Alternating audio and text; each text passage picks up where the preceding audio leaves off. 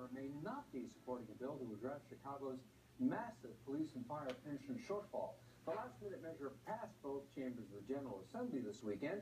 It purports to stave off what would have been a $600 million property tax hike by spreading payments out into the future. Paris Schutz has the latest. Paris. Phil, Governor Rauner made it clear that he is no fan of this bill today. He says they're just punting on the problem and pushing it off toward the future. Conversely, Mayor Emanuel says this bill will save taxpayers from what would have been a $550 million property tax hike this year just for those police and fire pensions. Now, the governor criticized this bill on WBEZ's Morning Shift with Tony Sarabia. This is a kick the can down the road pension bill. I'm so disappointed in the mayor and the speaker and the president of the legislature for doing another kick the can pension bill. And boy, that is bad news so for homeowners and taxpayers. Is this something that you'll veto? Well, I don't want to speculate on specific bills and decisions on them. Remind us, Paris, how exactly that bill reforms those pension systems.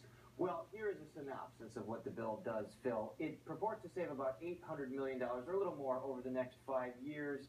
It requires that the systems get to 90% funding by the end of 2055, so in 40 years, instead of the current schedule that requires 90% funding in 25 years. So that's a pretty steep ramp. They're smoothing that ramp out. It would be funded by casino revenue, but as you know, a casino bill has yet to be passed, and city officials refuse to divulge how much revenue they can expect from a casino. So let's take a look at a chart. If you look at the current law, in 2015, this year, the city would have to pay $838 million into that system. They're only paying $300 million. So that would be a $500 million increase. Now, under the new law, they're going to pay $619 million. So it's a $200 million savings. You see over the next few years, it's about between $100 and $200 million less that they will have to pay because of this new bill.